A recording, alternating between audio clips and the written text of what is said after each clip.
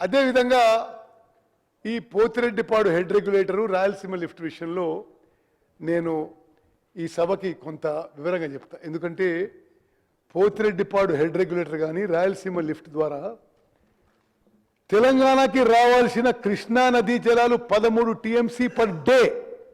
ఇది 13 TMC per day.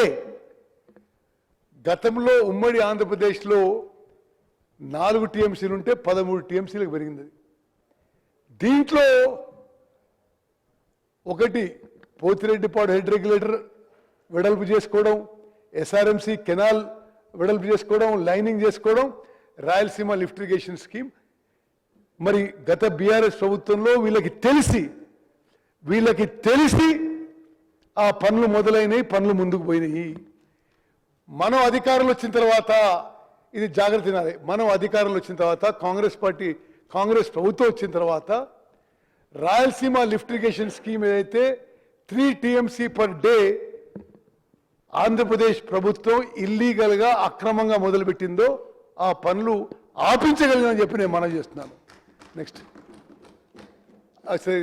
Next అదేవిధంగా ఈ పోతిరెడ్డిపాడు హెడ్ రెగ్యులేటర్ విషయంలో అసెంబ్లీలో తీర్మానం చేసినాం. కేఆర్ఎంబీలో కేంద్ర ప్రభుత్వంలో న్యాయపరంగా అన్ని విధాలుగా పోరాటం చేస్తున్నాం. మరి ఇవన్నీ కూడా మన ప్రభుత్వం పోతిరెడ్డిపాడు హెడ్ రెగ్యులేటర్ దాన్ని రెస్ట్రైన్ చేయడానికి ఏమేమి స్టెప్స్ తీసుకున్నో స్పష్టంగా చెప్పడం జరిగింది. నెక్స్ట్ అదేవిధంగా ఆంధ్రప్రదేశ్ రీఆర్గనైజేషన్ యాక్ట్లో కృష్ణా జలాల విషయంలో ఒకటి ఉంది. ఏంటంటే కృష్ణా నదీ జలాలు ఎవరు ఎంత ఉపయోగించుకుంటారో ఒక లెక్క ఉండాలని టెలిమెట్రీ ఇన్స్ట్రుమెంట్స్ పెట్టమన్నారు. టెలిమెట్రీ ఇన్స్ట్రుమెంట్స్ అంటే ఎంత water quantity is flowing per day అని లెక్కేయడానికి. అది సెంట్రల్ ఆఫీస్లో మానిటర్ చేస్తారు. 10 ఏళ్ల పాటు గత ప్రభుత్వం కృష్ణా నదీ జలాల విషయంలో తెలంగాణకు ఎంత అన్యాయం చేసిందంటే కనీసం టెలిమెట్రీ ఇన్స్ట్రుమెంట్స్ పెట్టించలేకపోయినరు.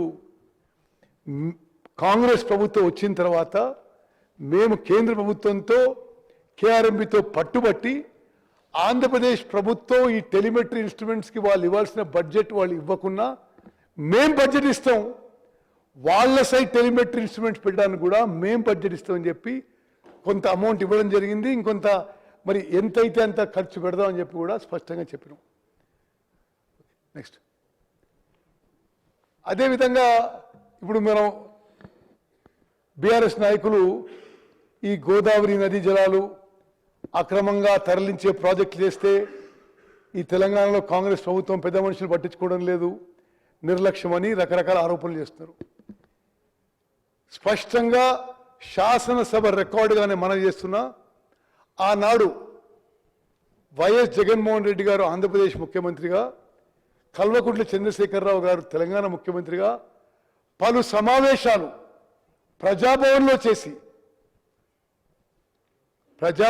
చేసి ఆంధ్రాకి లాభమయ్యే విధంగా, ఆంధ్రాకి మేలు జరిగే విధంగా చర్చలు కొనసాగిందని చెప్పి నేను మనవి చేస్తున్నా.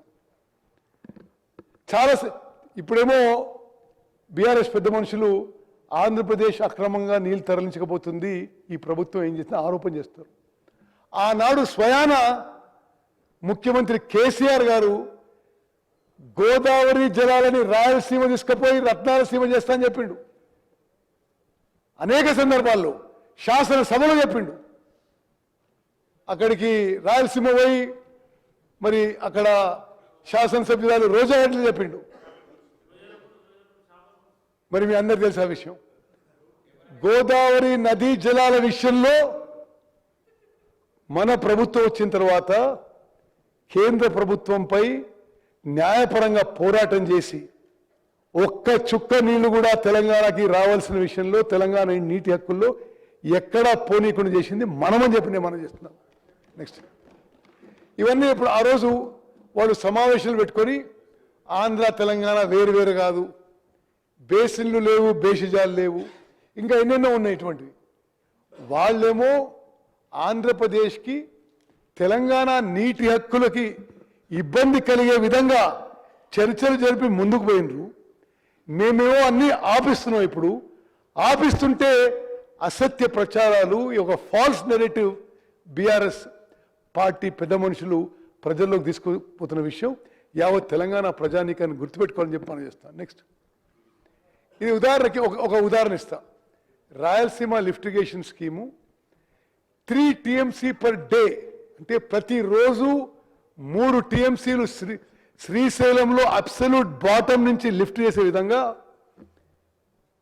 గతంలో బీఆర్ఎస్ ప్రభుత్వంలో ప్లాన్ చేస్తే, అంటే శ్రీశైలం 797 లెవెల్ నుంచి ప్లాన్ చేస్తే కేంద్ర ప్రభుత్వము ఒక అపెక్స్ కౌన్సిల్ మీటింగ్ పిలిచింది. దాని మీద అపెక్స్ కౌన్సిల్ మీటింగ్ పిలిస్తే గత ముఖ్యమంత్రి కేసీఆర్ గారు ఆంధ్రప్రదేశ్ ఈ రాయలసీమ లిఫ్ట్ ఇరిగేషన్ స్కీమ్ కట్టుకోవడానికి దోహదపడే విధంగా వాళ్ళు పిలిచినప్పుడు ఇప్పుడు నేను రాలేను అని చెప్పి ఆ Rayalaseema lift irrigation scheme tenders పూర్తయినాక కొంతకాలం తర్వాత అపెక్స్ కౌన్సిల్ మీటింగ్ పోవడం జరిగింది.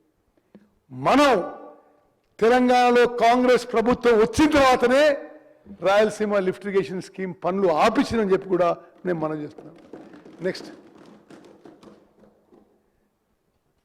సరే నెక్స్ట్, అదేవిధంగా రాయలసీమ లిఫ్ట్ ఇరిగేషన్ స్కీమ్లో నేను సరే టైం తక్కువ ఉందని I just skip some slides.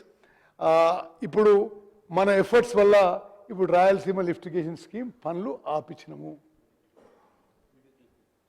వద్దండి, నెక్స్ట్ నెక్స్ట్ ఓకే. ఇప్పుడు ఈ ఫర్దర్ టర్మ్స్ ఆఫ్ రెఫరెన్స్ విషయంలో